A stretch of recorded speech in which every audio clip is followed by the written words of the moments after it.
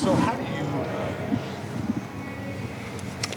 kind of balance when the coach tells you or the organization tells you that you are going to sit and yet you want to play? How do you deal with that?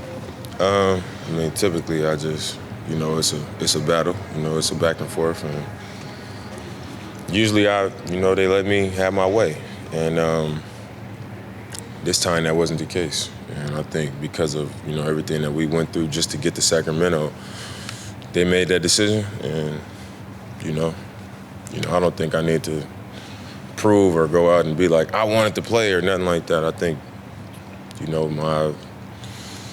the history of me speaks for itself. I'm a play, and this was no different. I just respected what they told me. We're gonna list you as out. You're not gonna play, and it's coming off the All-Star break. I came straight back Sunday. I was in here working out Monday, practice on that Tuesday, practice the following day as well. And then, after practice, we sat on the plane for 7 hours, and 3 hours getting back home. We came in, it was delayed on the day of the game, and we got in, they made a decision, and I was just like, cool. Once we landed, I tried to talk about playing, and they was like, we sitting you, we resting you. Yeah. And that was that. Is it tough physically on you to sit on a plane for 7 hours, not go anywhere? I mean, I know you guys obviously have like way nicer seats on those charter planes than, those of us that fly commercial do, but, sitting down, like maybe you're going to, take off, maybe you're not. Like, does that, you have this whole routine of like, I warm up at this time, I do this treatment, like, does that, like, how much does that kind of throw you off? I mean, it was definitely a long period of time, to just be sitting there and then not to fly, or even if we did fly, it would have just been a long time. But, I mean, it just turned into, y'all saw the video. We ended up doing the video. We were sitting there talking about stuff. It was just a lot going on. And we looked up and, all that time had passed. Keon was in his seat sleep, for like a couple hours. And we was like, let's just let him wake up and tell him, we here, and like, fuck with him. And it was like so much stuff happened that it was just like, but I think as professionals, it was just like, if we go, we go, and we gonna play. But that was it. Does that kind of moment look? Is it like when you guys were trapped in the elevator? Does it kind of serve as kind of a weird bonding experience for you guys? I mean, I guess you could say that. We did end up just sitting there like talking a lot. We ended up talking a lot about a lot of stuff. But we spent a lot of time around each other, so I don't think it was anything different.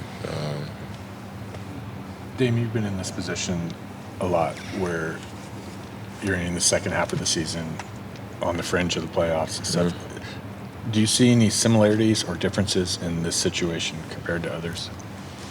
Or how are you viewing it? I think it's similar because we're in a position where we could make a real run. I know we got a stretch from like March 12th to like the end of March where we got like one road game. We go to Utah, and we don't have any easy games. I don't think any game is easy, but we got a stretch of games at home, which is like in front of our fans, at home in our beds. We in our comfort zone, with an opportunity to take advantage, and everybody's coming to that end of the season where everybody's kind of tired. Everybody's looking at the finish line, and it's who's going to be most present, who's going to want it the most. And a lot of times in these situations, everybody's kind of tight. Everybody's like, we need to win this game, so everybody doesn't respond to that well. So you got to go into those games knowing like a team that we probably couldn't get before the break or that was playing free and well before the break is not going to be the same going down the stretch because it's more important.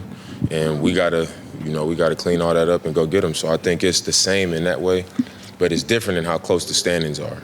Like in the past, it was like, man, we this many games behind the 8 seed. The 7 seed is a stretch, but we can get 8. And right now it's like, if we go on a run, we could get to 5 or 4, and it wouldn't be crazy at all. So I think that's the biggest difference. Can you describe typically like where your mind goes and what changes with you at this time of year and in these types of situations? I just think I just don't accept, no. You know, whether that's game to game, moments in the game where, you know, we can fold or the game can get away from us. I don't accept no for an answer. And two, I don't think I don't allow nobody to want it to be done more than me. Whether that's, you know, on my team or on the other teams. Like I'm gonna show up in a way where everybody knows that we have to go for it and we don't have a choice, and we have to want it more than what other teams want it. And you know, that's always worked. Is that something that you will do? Let your actions speak to? I'm talking about your teammates, or is that something that you will verbalize to them?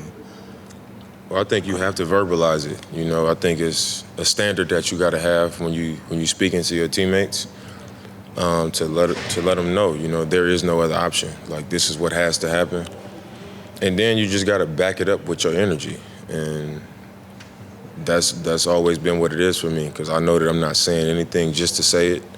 I'm not saying anything that I'm not going to go out there and do, and then I'm going to go out there and I'm going to do what I'm saying. So. You know, I think it creates an edge for the team. You know, it might be a little bit of pressure that comes with it, but I think if everybody knows that we're on the same team and there's support there within that, and, you know, it's all for what the team needs to accomplish, I think everybody will be on board like always. Have you done that already? It started. It's definitely started. When did you kind of verbalize that to everyone? It's not even like a group. It's not even like, oh, let's bring it in and talk to this. You know, like today before practice, I was, you know, doing my pre-practice lift, and I was on the mat. I was stretching and doing some activation stuff, and I was like, hey, you know, it was just me and Nas, and I just kind of put it in his ear. And then when I walked past Nurk, I put it in his ear. And then I put it in Ant's ear. And then, you know, when we get in the huddle before we run through the tunnel tonight, then I'm going to say something in front of everybody, you know, just to promote that energy, and it'll continue, you know. And just to be clear, like that message that you're kind of dropping is, it's now or never, or what? It has to happen now. Has to happen now. I mean, the urgency has to pick up, you know. This is it. Damian, And everybody's saying the same thing, but everybody won't be able to just do what needs to be done. Minnesota. Hey, I don't know, but I just know that that's the way it goes. People gonna fade. Yeah. We just can't be one of them. in that same vein, with new guys and guys injured, and how different how different is it, or how much more pressure is there without having CJ, without having LaMarcus, without having somebody that's been there and done this run with you so many times before? It's different. It's different for sure, but that's why I think it's in our favor that the standings are so tight. Like in the past, we would need so many games to get 8, and now it's like we right there with everybody. You know, we right there in the mix, and you know it's very doable. So I think that's the difference. Do you feel like this is the best you've played in your career? Yeah. What tells you that? I think it's my health mixed with like how I've gotten better over all that time. So I've constantly gotten better at just controlling games, manipulating games, adding stuff to my game. And now I've been able to put all of those things with health, which I couldn't over the last 4 years.